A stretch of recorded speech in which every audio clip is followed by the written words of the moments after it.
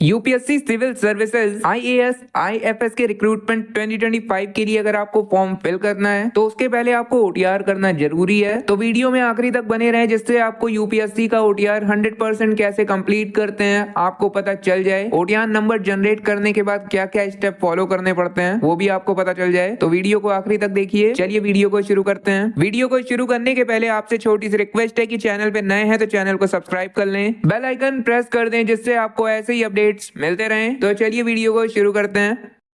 आप देख सकते हैं हम लोग यूपीएससी की ऑफिशियल वेबसाइट पर आ चुके हैं। यहाँ पर आपको काफी सारे ऑप्शन के बीच में या फिर यूं कह लीजिए कि आखिरी में आपको एक ऑप्शन मिल जाएगा one time registration for examination. आपको यहाँ पर एक बार क्लिक करना होगा। क्लिक करते ही आप ओटीआर के पेज पे पहुंच जाएंगे जहां पर आपको लॉगिन करने के लिए नीचे ऑप्शन मिल जाएगा। तो अगर आप पहले से रजिस्टर्ड हैं तो यहाँ पर आपको लॉगिन करना होता है, लेकिन हम लोग मान के चल रहे हैं कि आप यूपीएससी के फ्रेश कैंडिडेट हैं जो कि पहली बार एग्जामिनेशन फॉर्म को फिल करने के लिए अपने ओटीआर को बना रहा है। तो यहाँ पर आपको सबसे पहली बार के लिए न्यू रजिस्ट्रेशन पे एक बार क्लिक करना है। चलिए यहाँ पे क्लिक करके आपको दिखाते हैं और एक फ्रेश रजिस्ट्रेशन करके आपको पूरा प्रोसेस दिखाते हैं। तो यहाँ पे आपको न्यू रजिस्ट्रेशन पे क्लिक कर देना है। ऐसा करते ही आपके सामने रजिस्ट्रेशन का फॉर्म ओपन हो जाएगा जिसमें आपकी बेसिक डिटेल मांगी जाएगी। अब यहाँ पर स्क्रॉल डाउन कर रहे हैं तो आप देख सकते हैं सबसे पहले आपसे आपका नाम मांगा जा रहा है जो की यहाँ पे लिखा हुआ है एज पर क्लास 10th। तो आपको अपने हाई स्कूल मार्कशीट के हिसाब से यहाँ पर अपने नेम को टाइप कर देना है। जिस तरीके से आपका मैट्रिकुलेशन हाई स्कूल में आपका नाम लिखा हुआ था उस तरीके से आपको यहाँ पर नेम टाइप कर देना है।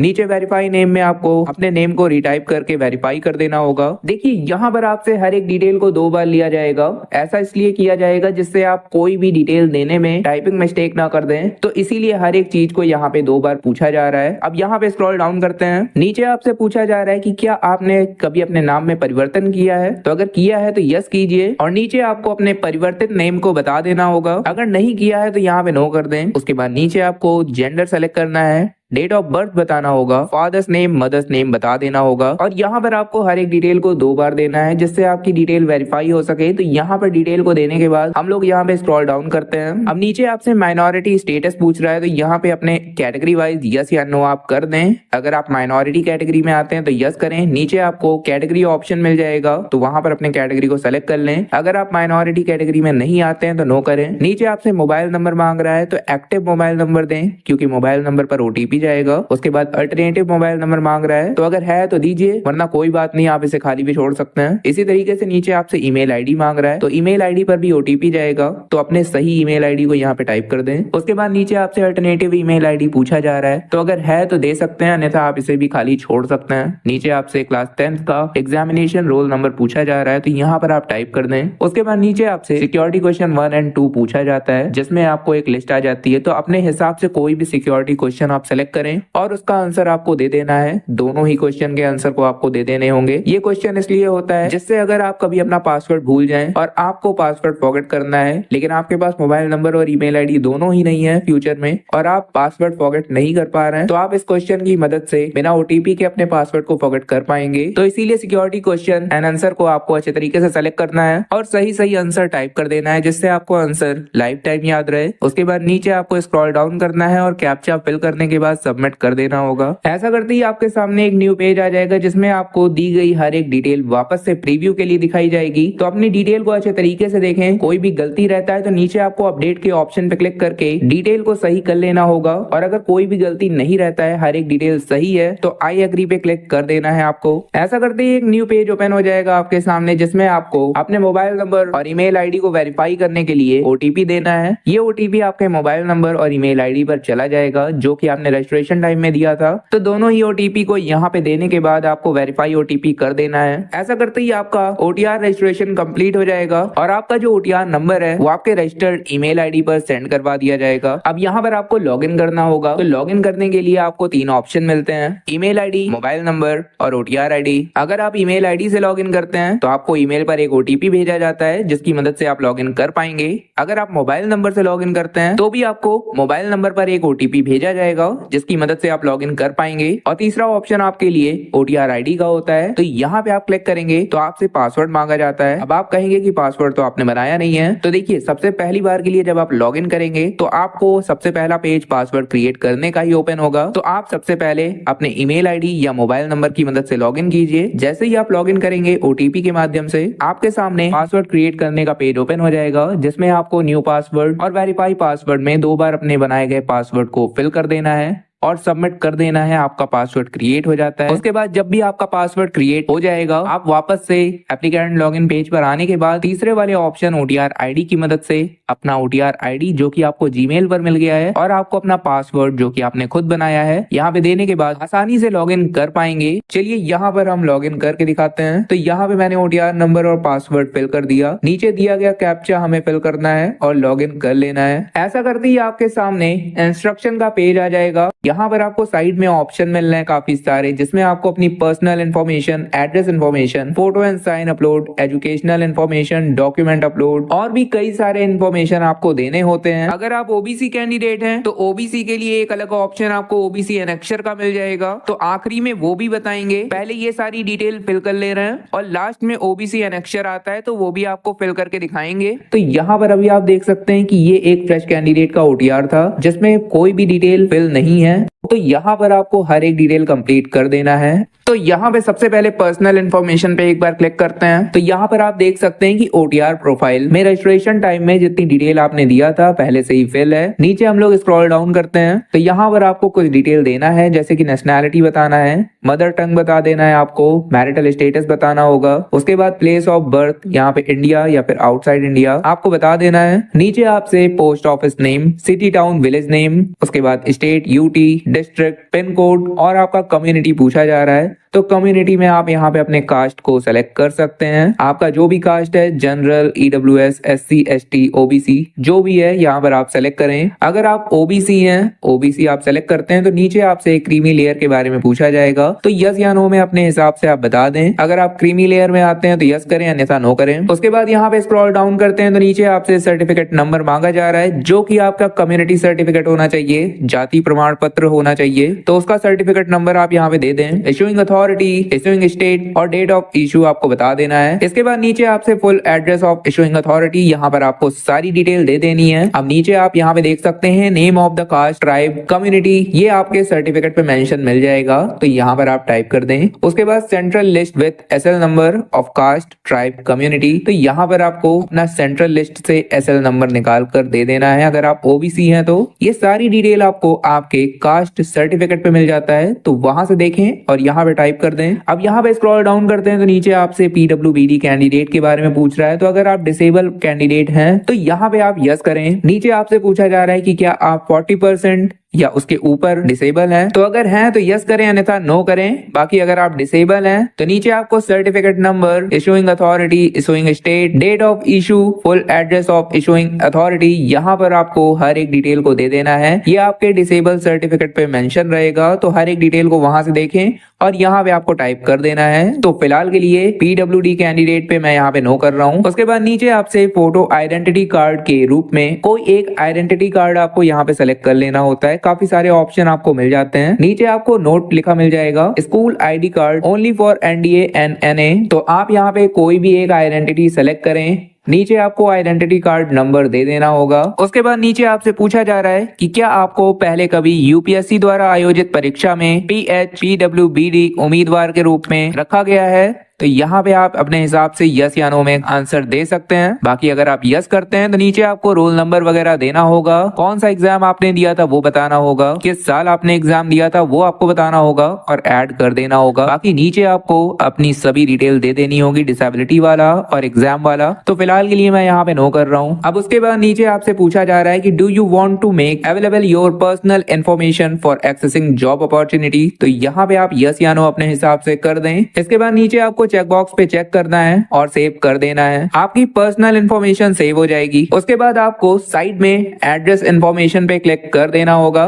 ऐसा करते ही आप एड्रेस इन्फॉर्मेशन के पेज पे पहुंच जाएंगे, जहां पर आपसे आपके एड्रेस की डिटेल लिया जाएगा, जिसमें आपको house number, apartment number, building, street, village, यहाँ पर आपको अपने एड्रेस को टाइप कर देना है। जिस तरीके से आपके आधार कार्ड के पीछे एड्रेस है, तो आप अपने एड्रेस को टाइप करें। पोस्ट ऑफिस नेम आपको नीचे बताना है, लेकिन ध्यान रहे स्पेशल कैरेक्टर और नंबर आप यहाँ पे यूज नहीं कर सकते हैं। इसके बाद आपसे सिटी नेम पूछा जा रहा है, तो सिटी नेम बता दें। स्टेट सेलेक्ट कर लेना है, डिस्ट्रिक्ट बताना है, नीचे आपको पिन कोड दे देना होगा और एरिया कोड और फोन नंबर आप यहाँ पे दे सकते हैं। बाकी नहीं देने का इच्छा है तो आप नहीं भी दे सकते हैं। नीचे आपसे फैक्स नंबर पूछा जा रहा है, तो अगर है तो दीजिए, वरना इसको खाली छोड़ दीजिए। चेक बॉक्स पे चेक कीजिए और सेव कर दीजिए। इसके बाद ये भी डिटेल आपका सेव हो जाएगा। हम लोग अब फोटो एंड साइन अपलोड पे क्लिक करते हैं, तो आप देख सकते हैं कि ऊपर का 2 स्टेप हम लोगों को ग्रीन टिक मिल चुका है और हम लोग फोटो एंड साइन अपलोड पे आ चुके हैं। पहले नंबर पे यहाँ पे फोटोग्राफ है, नीचे आपको अपलोड करने के लिए चूज फाइल का ऑप्शन मिला हुआ है। लेकिन फाइल को अपलोड करने के पहले नीचे इंस्ट्रक्शन को अच्छे तरीके से देखते हैं और आपको फाइल का डेमो दिखाते हैं, कैसे आपको बनाना है, क्या क्या करना है, हर एक चीज बताएंगे। तो ध्यानपूर्वक वीडियो को देखिए। तो यहाँ पे स्क्रॉल डाउन करते हैं, नीचे आप देख सकते हैं कि आपको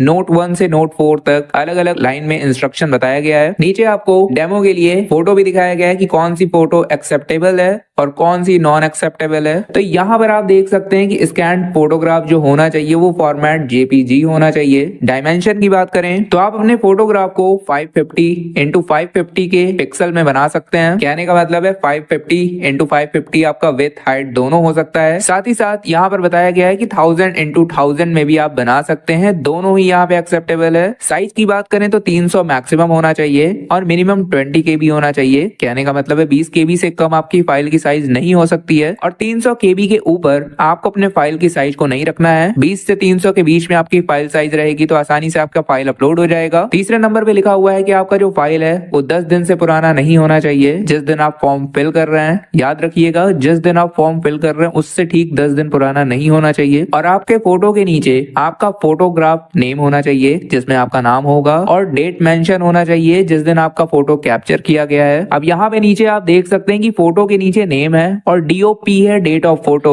मैं यहाँ पे आपको अपने फोटो का फाइल दिखा दे रहा हूँ ओपन करके, तो आप ये देख सकते हैं कि डेमो के रूप में मैंने आपको दिखा दिया है। मेरी फोटो है, नीचे नाम है और डेट ऑफ फोटो, जिस दिन ये फोटो कैप्चर किया गया था। इस तरीके से आपको बनाना है और इसको रिसाइज कर लेना है 550 इंटू 550 या फिर 1000 इंटू 1000 में, जो कि आपका पिक्सल होने वाला है। सभी इंस्ट्रक्शन ऊपर लिखे हुए हैं, अच्छे तरीके से पढ़िए, फाइल को बना के रखिए। अगर आप चाहते हैं कि फाइल कैसे बनाई जाती है उसके लिए भी वीडियो बनाया जाए तो नीचे आप कमेंट कर सकते हैं, आपके लिए अलग से वीडियो बना दिया जाएगा। तो मान के चलते हैं कि इंस्ट्रक्शन के हिसाब से आप अपना फाइल बनाकर सेव कर लिए हैं। तो यहाँ पर हम लोग ऊपर चलते हैं, चूज फाइल पे क्लिक करते हैं। आपने अपनी फाइल को जहां पर भी सेव किया है वहां से सेलेक्ट करके यहाँ पर अपलोड कर देना है। नीचे आपको चेक बॉक्स पे चेक करना है और सेव कर देना है। ऐसा करते ही आपका फोटो आपके सामने आ जाएगा और यहाँ पर लिख जाएगा the photograph image has been successfully uploaded. अगर आपको चेंज करना है तो एडिट का ऑप्शन साइड में मिल जाएगा। फिलहाल के लिए हम लोग सिग्नेचर अपलोड करते हैं, तो सिग्नेचर वाले ऑप्शन पे क्लिक करना है, स्क्रॉल डाउन करते हैं और यहाँ पर सिग्नेचर का इंस्ट्रक्शन आप देख सकते हैं। फाइल फॉर्मेट जेपीजी होना चाहिए, डायमेंशन 350 विथ 350 हाइट और साइज 20 से 300 KB होना चाहिए। और नीचे आप देख सकते हैं कि कौन सी फाइल एक्सेप्ट की जाएगी और कौन सी नहीं की जाएगी, तो उस हिसाब से आप यहाँ पे फाइल बना के रखें। ऊपर चलते हैं, चूज फाइल पे क्लिक करने के बाद आपको अपनी फाइल को अपलोड कर देना है। चेक बॉक्स पे चेक करके सेव कर देना है, आपका फाइल अपलोड हो जाएगा। अब साइड में आपको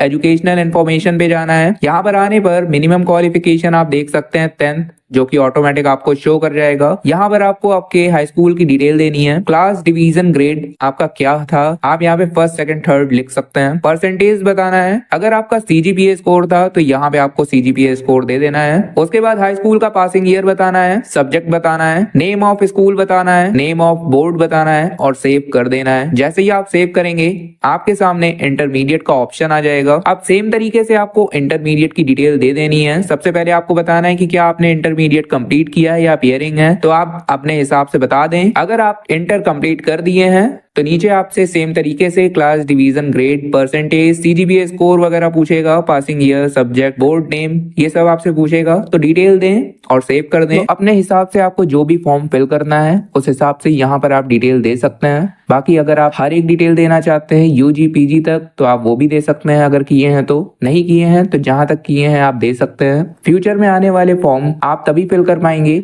जब यहाँ पर आपका क्वालिफिकेशन ऐड होगा। अगर ऐसा कोई फॉर्म फ्यूचर में एक्टिव होगा जिसमें यूजी या पीजी भी मांगा जाता है तो आप वापस से यहाँ पर आके यूजी या पीजी ऐड कर देंगे तो उस फॉर्म के लिए भी आप एलिजिबल हो जाएंगे। तो अभी के लिए आप यहाँ पे समझ के रखें, जितनी भी क्वालिफिकेशन आपने क्वालिफाई किया है सभी को ऐड कर दें और ऐड करने के बाद आपको सेव कर देना है। साइड में आपको डॉक्यूमेंट अपलोड पे क्लिक करना होगा, जिसमें पहले नंबर पर आपसे मैट्रिकुलेशन सर्टिफिकेट जो कि आपके बर्थ सर्टिफिकेट के रूप में काम आएगा, तो यहाँ पर आपको अपने हाई स्कूल सर्टिफिकेट को अपलोड कर देना है। सेकंड नंबर पे आपसे क्लास 12, अगर आप एनडीए का फॉर्म फिल कर रहे हैं तो यहाँ पे क्लास 12 पास है सर्टिफिकेट या मार्कशीट अपलोड कर सकते हैं, या फिर ग्रेजुएशन पास है तो उसका भी सर्टिफिकेट मार्कशीट आप अपलोड कर सकते हैं, या फिर उसके समकक्ष। तो यहाँ पर अच्छे तरीके से पढ़ें और अपने मार्कशीट या सर्टिफिकेट को या फिर इक्विवेलेंट सर्टिफिकेट को अपलोड कर दें। तीसरे नंबर पे आपसे फोटो आईडी प्रूफ, जिसमें आप Aadhaar card, voter ID card, PAN card जो भी आपने सेलेक्ट किया है उसको आप यहाँ पे पीडीएफ फॉर्म में अपलोड कर दें। चौथे नंबर पे आपको अपने कैटेगरी सर्टिफिकेट को अपलोड करना होगा। यहाँ पर SC ST OBC NCL या फिर EWS अगर आप हैं तो यहाँ पर आपको अपलोड करना होगा। और पांचवे नंबर पे OBC या फिर EWS कैंडिडेट हैं तो अंडरटेकिंग आपको फिल करके अपलोड करना होगा। अंडरटेकिंग आपको यहाँ पे नीचे दोनों लिंक आपको दिख जाएगा, तो क्लिक कीजिए, डाउनलोड करके प्रिंट कीजिए। फिल करने के बाद स्कैन करा के पीडीएफ फॉर्म में आपको बना लेना है और चूज फाइल पे क्लिक करके आपको अपलोड कर देना है। अंडरटेकिंग के लिए अलग से एक वीडियो बना हुआ है, आई बटन में आपको मिल जाएगा, तो वहां पर जाकर आप उसे देख सकते हैं। बाकी यहाँ पे नीचे आपको 6 नंबर से 8 नंबर तक अलग अलग डॉक्यूमेंट अपलोड करने का ऑप्शन मिल जाएगा, जैसे कि एज रिलैक्सेशन चाहिए तो उसका सर्टिफिकेट, हेलिंग सर्टिफिकेट है तो उसका सर्टिफिकेट, और कोई अचीवमेंट या अवार्ड है, प्राइजेस है तो उसका सर्टिफिकेट आपको यहाँ पे देना होगा। तो जितने भी सर्टिफिकेट आपको यहाँ पे देने हैं उसके सामने स्टार मार्क लगा रहेगा, जैसे कि मेरे केस में 1 से 5 तक स्टार मार्क लगा हुआ है। अगर आपके पास अचीवमेंट या फिर अवार्ड या फिर प्राइजेस या फिर एज रिलैक्सेशन के लिए आप अलग अलग ऑप्शन में यस या नो करते हैं तो आपके सामने स्टार मार्क लग जाएगा। तो स्टार मार्क वाली चीज को आपको जरूर अपलोड करना है। बाकी अगर आप ग्रेजुएशन में अपीयरिंग आपने सेलेक्ट किया है तो सेकंड नंबर पे आप देख पाएंगे कि स्टार मार्क हट जाएगा, तो इस चीज का ध्यान दीजिएगा। जितने भी स्टार मार्क वाले ऑप्शन है आपको चूज फाइल पे क्लिक करके अपने सर्टिफिकेट को अलग अलग अपलोड कर देना होगा। साइड में एक्शन के नीचे आपको व्यू का बटन और डिलीट का 2 बटन दिख जाएगा, तो व्यू के आइकन पे क्लिक करके आप अपने अपलोडेड डॉक्यूमेंट को देख सकते हैं। तो यहाँ पे सभी डॉक्यूमेंट को अपलोड करने के बाद आपको पेरेंटल इन्फॉर्मेशन पे एक बार क्लिक कर देना होगा, और यहाँ पर सबसे पहले फादर इन्फॉर्मेशन आपके सामने ओपन होगा, जिसमें फादर नेम ऑटोमेटिक आ जाएगा क्योंकि रजिस्ट्रेशन टाइम में आपने फादर्स नेम फिल किया था। नेशनैलिटी सेलेक्ट करना है अपने फादर का, प्रोफेशन बताना है, उसके बाद नीचे फादर्स का प्रेजेंट एड्रेस मांगा जा रहा है, तो मैं यहाँ पे स्क्रॉल डाउन कर देता हूँ। आप यहाँ पे कॉरेस्पॉन्डेंस या परमानेंट दोनों में से कोई भी एक सेलेक्ट करेंगे तो आपके द्वारा आपके एड्रेस में जो फिल किया गया था वो फादर एड्रेस में ऑटोमेटिक आ जाएगा।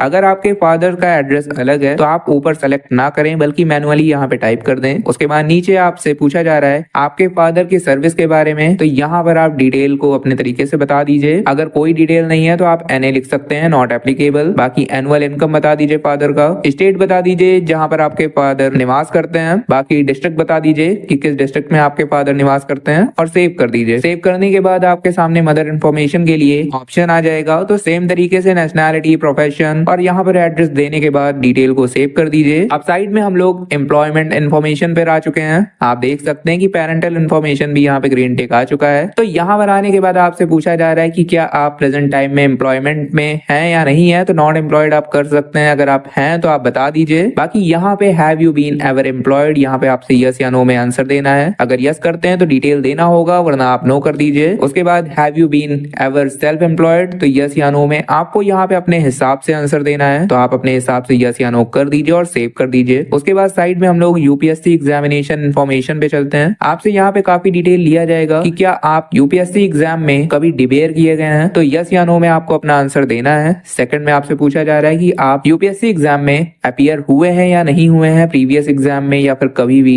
तो यस या नो में आप अपने आंसर को दीजिए। और उसके बाद तीसरे नंबर पे आपसे पूछा जा रहा है have you ever accepted allocation to a service post on the basis of civil services examination examination, तो यहाँ पर आप अपने हिसाब से यस या नो में आंसर कर दीजिए। बाकी यहाँ पर सेव कर देते हैं, ये भी आपको ग्रीन टिक हो जाएगा और आप पहुंच जाएंगे achievement, prizes, medals and others पे। तो यहाँ पर आप अपनी डिटेल अगर है कुछ तो दीजिए, वरना इसे आप खाली छोड़ सकते हैं। और यहाँ पर आपको स्क्रॉल डाउन कर लेना होगा, नीचे आपको लैंग्वेज वगैरह बता देना है कि आप कौन कौन सी लैंग्वेज जानते हैं, कौन कौन सी आप रीड कर सकते हैं, कौन सी आप स्पीक कर सकते हैं। Read and speak, read, right, speak, आपको यहाँ पे हर एक चीज बता देना है। और यहाँ पे जो भी लैंग्वेज की बात आप कर रहे हैं, रीड, राइट, स्पीक या फिर रीड, राइट या फिर कोई भी एक चीज, आपने किस एग्जामिनेशन में पास किया है, 10, 12 या फिर अलग से आपने किसी लैंग्वेज के लिए कोई कोर्स किया है, तो यहाँ पे आप एग्जामिनेशन पास में बता सकते हैं और ऐड कर सकते हैं। फिलहाल के लिए यहाँ पर सभी डिटेल देने के बाद हम लोग यहाँ पे सेव करते हैं। अब यहाँ पर आप देख सकते हैं कि हम लोग ओबीसी एनेक्चर, जो कि लास्ट स्टेप होता है ऐड इन्फॉर्मेशन का, तो यहाँ पर आ चुके हैं। ये केवल ओबीसी एनसीएल कैंडिडेट को ही शो करेगा, अदर किसी कैंडिडेट को ये नहीं शो करेगा। तो ये वीडियो केवल ओबीसी के लिए होने वाला है। अब यहाँ पे एनेक्चर फिल करके दिखाते हैं। तो सबसे पहले तो आपके सामने कुछ इस तरीके का पेज ओपन होगा। यहाँ पर आपको ऑफिस मेमोरेंडम रीड कर लेना है। तो आपको दो लिंक साइड में क्लिक हेयर का मिल जाएगा, दोनों पे क्लिक करके एक बार अच्छे तरीके से उसको रीड कर लें। उसके बाद नीचे आपको चेक बॉक्स पे चेक करने के बाद यस कर देना है। यस करते ही आपके सामने नीचे पूरा फॉर्म ओपन हो जाएगा। अब यहाँ पे स्क्रॉल डाउन कर ले रहे हैं, तो यहाँ पे आप देख सकते हैं कि सबसे पहले कैंडिडेट के फादर का डेट ऑफ बर्थ पूछा जा रहा है, तो यहाँ पे आपको बता देना है। उसके बाद पूछा जा रहा है कि क्या आपके पिता के पास पैन नंबर है कि नहीं है, तो अगर है तो यस कीजिए। साइड में आपको आपके पिता का पैन कार्ड नंबर दे देना होगा, अगर नहीं है तो नो कर दीजिए। साइड में आपको नंबर देने की जरूरत नहीं पड़ेगी। इसी सेम तरीके से नीचे मदर्स डेट ऑफ बर्थ बताना होगा और पैन नंबर है तो यस करके नंबर देना होगा, नहीं है तो नो कर दीजिए। तो यहाँ पे स्क्रॉल डाउन कर ले रहे हैं, नीचे आप देख सकते हैं प्रोफेशन ऑफ फादर में एक नोट लिखा हुआ है, जहाँ पे आपको बताया गया है कि आपके पिता का जो प्रोफेशन है वो आपको एग्जैक्ट नीचे टाइप कर देना होगा। गवर्नमेंट सर्वेंट है, लॉयर है, शॉपकीपर है, एटसेट्रा, मतलब कुछ भी है, आपको यहाँ पे नीचे एग्जैक्ट प्रोफेशन टाइप कर देना है। जैसे कि हो सकता है कि वो डॉक्टर हो, टीचर हो, चार्टेड अकाउंटेंट हो, ग्रोसरी शॉपकीपर हो, बिल्डर हो, तो यहाँ पर आप टाइप कर दीजिए। साइड में आपसे पूछ रहा है कि आपके पिता सर्विस में है या फिर थे, तो आप उस तरीके से यस या नो में आंसर कर दीजिए।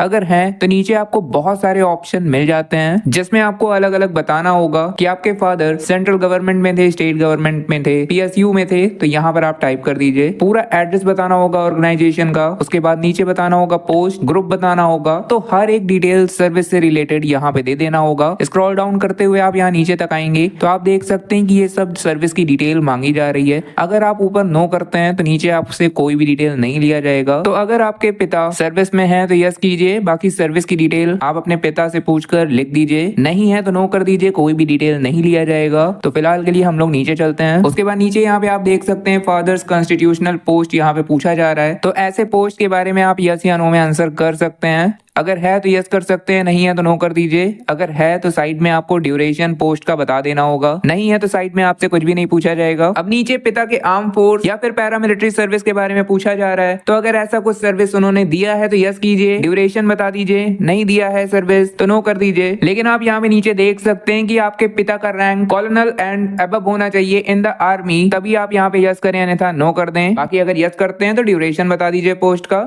नहीं है तो नो कर दीजिए, ड्यूरेशन नहीं पूछा जाएगा। अब यहाँ पर आप देख सकते हैं कि सेम तरीके से प्रोफेशन ऑफ मदर पूछा जा रहा है, तो जिस तरीके से मैंने ऊपर प्रोफेशन ऑफ फादर एक्सप्लेन किया, उसी तरीके से नीचे आपको सेम टू सेम अपनी मदर्स प्रोफेशन यहाँ पे बता देना होगा। एग्जैक्ट प्रोफेशन नेम बताना है, सर्विस में है या नहीं है वो बताना है। अगर है तो यस करके डिटेल देनी है, नहीं है तो नो कर दीजिए, आपसे डिटेल नहीं लिया जाएगा। तो हर एक जानकारी सही सही बता दीजिए। अब यहाँ पर स्क्रॉल डाउन कर रहे हैं तो नीचे others constitutional post, paramilitary services और अदर डिटेल आपसे लिया जा रहा है। तो यहाँ पे कॉन्स्टिट्यूशनल पोस्ट और पैरामिलिट्री सर्विस के बारे में मैंने पिता के बारे में ऊपर बता दिया था, सेम तरीके से माता जी के बारे में आप यहाँ पे टाइप कर दें। अगर है तो यस कीजिए, डिटेल दीजिए, नहीं है तो नो कर दीजिए। बाकी यहाँ पे अदर्स डिटेल पर आपको नीचे एग्रीकल्चर लैंड के बारे में बताया जाएगा। आपके पिता के पास कोई एग्रीकल्चर लैंड है तो यस कीजिए, डिटेल दीजिए, नहीं है तो नो कर दीजिए। बाकी स्क्रॉल डाउन कर रहे हैं तो नीचे ITR इन्फॉर्मेशन पूछा जा रहा है, जो कि पिछले 3 साल का आपको यहाँ पे देना होगा। अगर ITR फिल किया है तो आपको यहाँ पे डिटेल दे देना होगा। Income from salary, income from agriculture, income from other sources, यहाँ पर आपको तीनों साल का अलग अलग डिटेल दे देना होगा। उसके बाद डिटेल देने के बाद नीचे आपसे पूछा जा रहा है कि क्या आपके पिता ने ITR फाइल किया है। अगर किया है तो यस कीजिए और नीचे आपको अपलोड करना होगा। अभी हम बताएंगे कि कहाँ पे अपलोड करना है। तो किया है तो यस कर दीजिए और ITR फाइल नहीं किया है तो नो कर दीजिए। बाकी अगर आप नो करते हैं तो आपको अपलोड नहीं करना होगा। उसके बाद नीचे यहाँ पे पूछा जा रहा है कि आपके ITR जो 3 साल का आपको अपलोड करना है वो आपके पास है या नहीं है। तो है तो यस कीजिए, नहीं है तो नो करिए। लेकिन अगर आप नो करते हैं तो आपको अंडरटेकिंग सबमिट करना होता है, जिसके लिए नीचे आपको चेकबॉक्स पे चेक करना है। तो हर एक डिटेल को दे दीजिए यहाँ पर। उसके बाद स्क्रॉल डाउन करते हैं। इसके बाद सेम तरीके से मदर्स ITR इन्फॉर्मेशन लिया जा रहा है, तो सेम तरीके से आपको यहाँ पर भी डिटेल दे देना है। और एक और बात है, अगर कोई भी इनकम नहीं है तो यहाँ पे 0 आप टाइप कर सकते हैं, फादर्स और मदर्स दोनों में। तो आप अपने तरीके से यहाँ पे डिटेल दे दें। उसके बाद यहाँ पे डिटेल देने के बाद स्क्रॉल डाउन करना होगा आपको। नीचे यहाँ पर आपको अपने ITR के फाइल को अपलोड करना होगा, लेकिन यहाँ पे ध्यान दीजिए आपको अपने ITR के फाइल को मर्ज करके अपलोड करना होगा। फादर के 3 साल का और मदर के 3 साल का यहाँ पर ITR मांगा गया है, तो आपको 3-3-6 फाइल बनाकर एक में मर्ज करना है और एक ही फाइल में आपको यहाँ पे चूज फाइल पे क्लिक करके अपलोड कर देना होगा। फाइल फॉर्मेट की बात करें तो PDF होना चाहिए और साइज की बात करें तो 2 MB के अंदर आपको बना कर रखना है और यहाँ पे चूज फाइल पे क्लिक करके अपलोड कर दीजिएगा। बाकी यहाँ पर आपसे नीचे डॉक्यूमेंट्री प्रूफ के लिए फाइल अपलोड करने को बोला जा रहा है, जिसमें आपसे नीचे बताया जा रहा है कि ये proof support of service, status, land holding, income from different sources, property, इन सब चीजों के लिए मांगा जा रहा है। तो अगर आपने ऊपर डिटेल दिया है तो यहाँ पर आपको यस करके चूज फाइल पे क्लिक करके अपने फाइल को यहाँ पर अपलोड कर देना होगा। PDF फाइल होना चाहिए, मैक्सिमम साइज 2 MB बताया गया है। बाकी यहाँ पर नीचे स्क्रॉल डाउन करते हैं, अंडरटेकिंग में आपको आपका अंडरटेकिंग दिख जाएगा, जिसमें आपका नाम लिखा रहेगा, आपके पिता का नाम रहेगा। उसके बाद resident of village, town, city. तो नीचे यहाँ पर आपको अपना एड्रेस टाइप कर देना होगा, या फिर आप विलेज, टाउन, सिटी भी लिख सकते हैं। बाकी स्टेट सेलेक्ट कर लें, डिस्ट्रिक्ट आपको टाइप कर देना होगा। उसके बाद नीचे आपको चेकबॉक्स पे चेक करना है और सेव कर देना है। यहाँ पर आपका OBC एनेक्चर का काम खत्म हो जाता है। आप देखेंगे कि आपको OBC एनेक्चर पे भी ग्रीन टिक मिल चुका है। तो अपने हर एक डिटेल को देने के बाद सबमिट कर दीजिए। आपका OTR यहाँ पे 100% कंप्लीट हो जाता है। तो आशा करते हैं कि OBC एनेक्चर को लेकर आपके मन में जो जो प्रॉब्लम था, जो जो डाउट था, वो सॉल्व हो गया होगा। इस वीडियो को देखकर आप OBC एनेक्चर को आसानी से फिल कर पाएंगे और अपना OTR कंप्लीट कर पाएंगे। अब यहाँ पर OTR कंप्लीट करने के बाद आपको जो भी फॉर्म फिल करना होता है उसके लिए लेटेस्ट नोटिफिकेशन पे जाकर आप अपने फॉर्म को फिल कर सकते हैं। अलग अलग वीडियो आपको हमारे चैनल पर मिल जाएगा, तो एक बार चैनल पर विजिट कर लीजिए। बाकी आपको जो भी फॉर्म फिल करना है वहां पर आपको अलग अलग वीडियो मिल जाएगा। तो आज के लिए इस वीडियो में बस इतना ही। OBC एनेक्चर के बारे में पूरी डिटेल बता दी गई है। अभी भी कोई डाउट है या फिर कोई भी क्वेरी है, नीचे आप कमेंट कर सकते हैं, आपका रिप्लाई मिल जाएगा। आपके हर एक डाउट को क्लियर किया जाएगा। तो आज के लिए इस वीडियो में बस इतना ही। अगर ये वीडियो अच्छी लगी हो, आपकी कुछ हेल्प हुई हो, तो चैनल को सब्सक्राइब कर लें और बेल आइकन प्रेस कर दें, जिससे आपको ऐसे ही अपडेट्स रेगुलर मिलते रहें। धन्यवाद।